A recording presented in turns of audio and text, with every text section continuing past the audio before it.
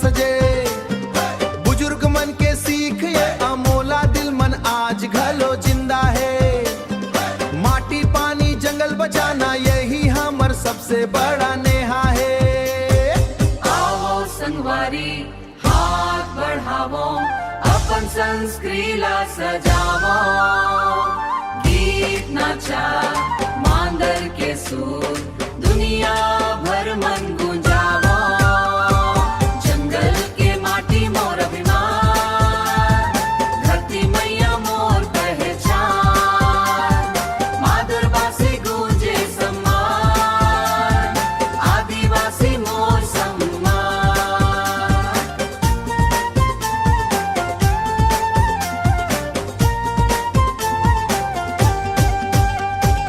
कर्मा नाचे सुआ गावे, हरियार खेत मुस्कुरावे।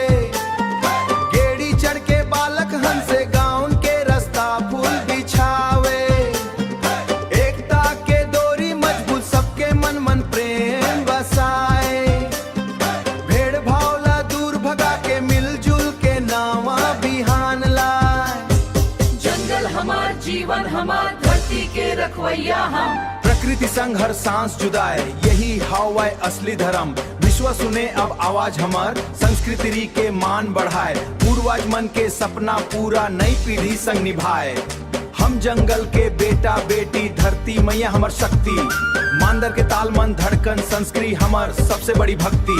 ना डारबो ना झुकबो, अपन पहचान बचाबो। विश्व आदिवासी दिवस के संग नवा इतिहास बनाबो।